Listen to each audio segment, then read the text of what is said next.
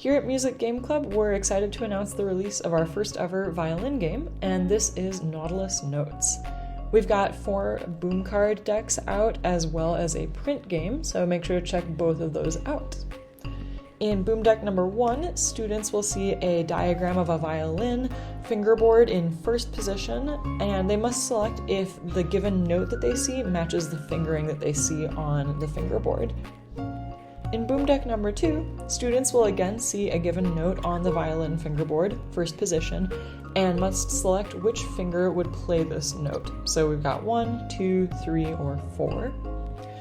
In deck number 3, students are again given a note on the fingerboard and must choose between 3 options, which is the correct name of the note. In deck number 4, we up the challenge level, and students must now drag and drop a small dot to identify the correct fingering for a given note. We have all notes in first position in this game, and we do have 2 cards each for the enharmonic notes so that students can learn both the sharp and flat versions of those notes. In addition to the boom decks, make sure to check out the print copy of Nautilus Notes, which is a fun, quick-paced way to practice that first position fingering skill.